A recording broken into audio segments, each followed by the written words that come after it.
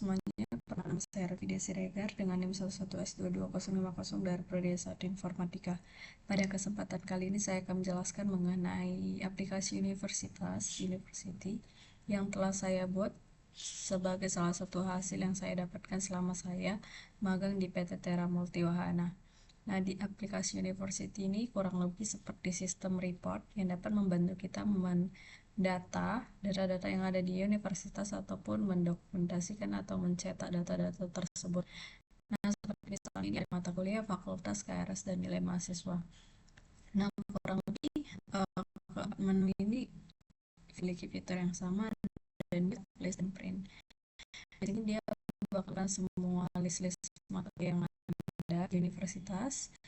Kemudian save ini kalau misalnya mau mengganti, seperti misalnya ganti ini kita bisa ganti nama SKS, bahkan kita bisa ganti requestnya aktif or inaktif.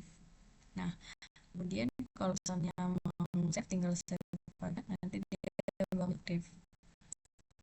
Nah, ini kurang lebih membantu kita, misalnya kita mau cari data yang lain, tinggal di new aja, baca semua. Nah, print ini dia bakal nge-print semua data-data mata kuliah yang ada di universitas. Dia kurang lebih seperti RTLS. Nah, ini ada pengembangan karakter, bahasa Indonesia, dan lain sebagainya. Ini juga ada record statusnya, ini mata kuliah yang aktif semua, terus jurusannya apa, total SKS-nya apa.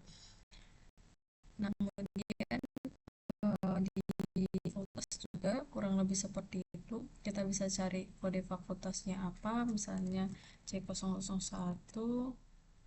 Nah, mungkin bisa kita cari di list saja ya. Listnya yang ada cuma F001.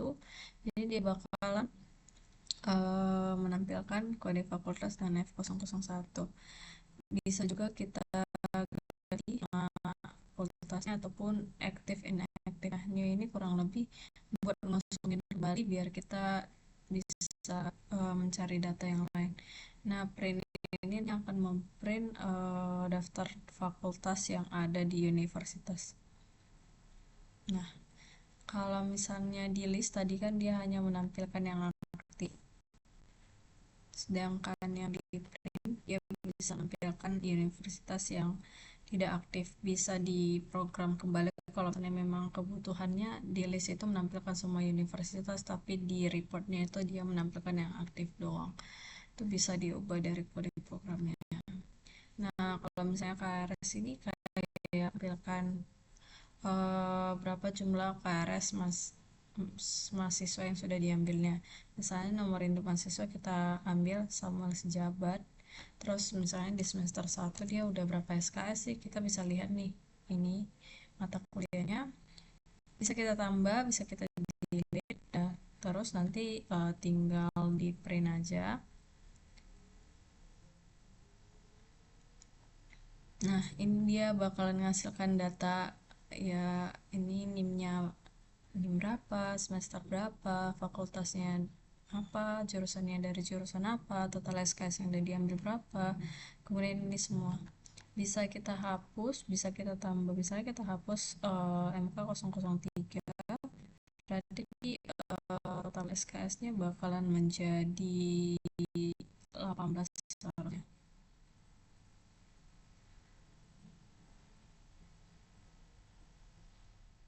Nah, jadi benar-benar memudahkan kita dalam mereport data mahasiswa. Nah, ini juga kurang lebih sama seperti yang tadi, tapi ini udah include nilainya. Misalnya kita lihat nih, dia itu uh, udah 2 mata kuliah, nilai akhirnya itu 90,89. Jadi ini kayak pembulatan, harusnya kan 9,1. Nah, dibulatkan ke atas, bisa di delete juga, bisa di add, nanti di print itu bakalan nampilkan daftar nilai mahasiswa tersebut.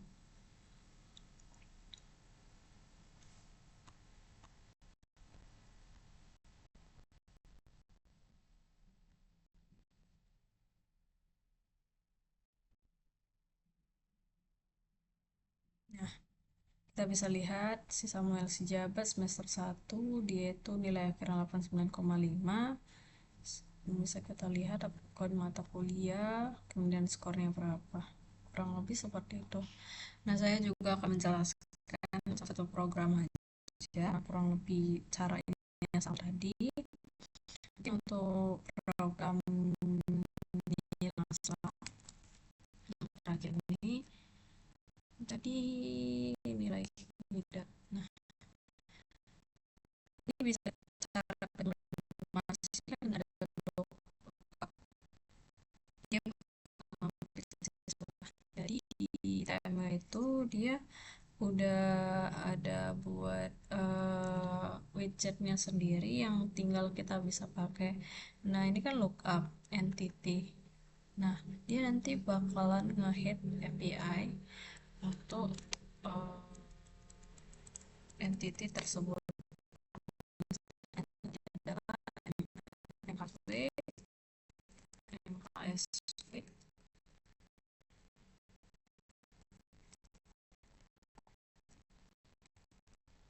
Nah, MSHW. Ya, MSHW. Ini setiap kita ngambil data, dia bakal nge-hit endpoint. Nah, lihat. Dia nanti bakalan ngambil NIM, nama, kode fakultas, kode jurusan dari tabel mahasiswa, kemudian nanti di filter berdasarkan record status. Jadi yang list yang tampilkan di lookup itu hanya mahasiswa yang aktif doang. Baru nanti selesai dia bakalan create SQL-nya. Nah, ini ada STRSQL-nya, apa aja yang mau diambil, terus kayak source-nya dari source university, order by, ada grup juga. Order by kan nggak ada filter tuh, ada harusnya request status 0. Baru nanti bakalan dieksekusi. Nah, kemudian ditampilkan dalam list. Nah, kemudian ini ngambil DTO-nya, kurang lebih seperti itu. Dia bakal darahnya semua ini kode fakultas, kode jurusan. Nah, kemudian mungkin di bagian print kali ya. Di bagian print, setiap kita ngeklik print, ini bisa kita lihat dia juga udah ada widgetnya, dimana widgetnya itu pakai toolbar box. Jadi dia ada is print visible untuk menampilkan button print, kemudian enable berarti dia bisa diklik, dan ini perintahnya on print toolbar print click. Jadi dia nanti bakalan ngecek dulu nih NIM sama semesternya harus ada. Kalau misalnya nggak ada, dia nggak akan manggil ini, jadi fungsinya nggak akan berfungsi, dia langsung out. Nah, nanti kalau misalnya dia nggak ada, dia bakalan disuruh ngisi NIM dan semester. Kalau misalnya dia ada, ini berarti nggak dieksekusi, dia lanjut ngisi. Jadi ini buat ngedeklarasikan parameter-parameter yang bakalan kita lempar nanti ke API kita. Kemudian nanti kita panggil kurang lebih sama seperti lookup tadi, tinggal manggil entity-nya langsung. Nah, ini di sini entity-nya adalah nilai. Nah, dia bakal nge-hit endpoint, bakalan nge-hit API. Nah, jadi setiap kita print,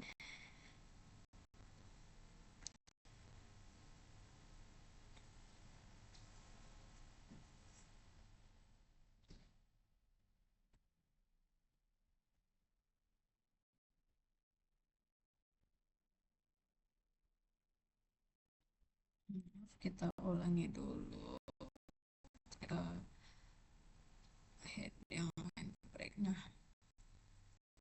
tadi udah kita kasih breakpoint, harusnya dia berhenti di situ. Kita tunggu. Nah, dia berhenti di sini. Dia masuk ke, dikasih tahu nih, STMPad-nya itu RDLC-nya itu ke nilai mahasiswa. Nah, kita isi nilai-nilainya, ada NIM, semester, usernya siapa, kemudian di sini untuk bikin default semesternya dan lain sebagainya. Kemudian ini ada query header, ini bakalan data yang bakalan dimasukkan ke table header kita. Nanti saya tunjukkan table header yang saya maksud. Kemudian nanti di sini kita ambil nilai untuk detailnya. Nah, di sini query untuk detailnya, dia bakal menampilkan semester, ini semester, nama fakultas, nama jurusan, kode mata kuliah, nama mata kuliah, skor, dan nilai. Kemudian nanti bakalan ditulis berdasar NIM dan semuanya. Kemudian nanti query-nya bakal dicetak dan akan dimasukkan ke DS detail. Nah, ini dan dia bakal manggil RDLC yang ada nilai mahasiswa.rdlc dan bakal tampilkan di uh, dalam bentuk rapot cetak itu.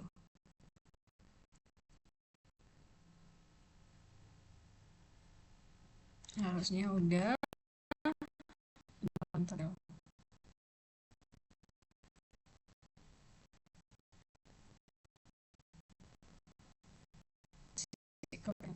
Ini untuk yang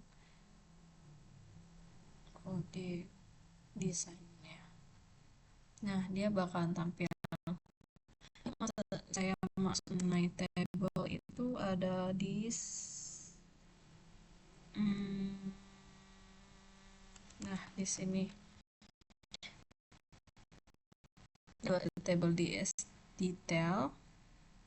Nanti semua data-data yang kita pakai untuk report kita itu diambil dari DS detail. Nah, untuk desainnya itu ada di RDLC.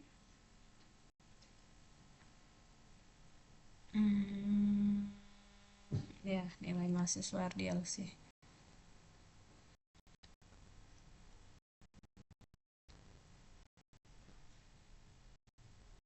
Ini bisa lihat kode mata kuliah, nama mata kuliah ini sama ya, sama persis kayak yang kan. Nah, diambil dari sini. Bisa kita lihat tabel yang di dataset yang digunakan itu ada di detail dan di header. Kayaknya tadi saya salah menunjukkan data. Kita lihat ini aja.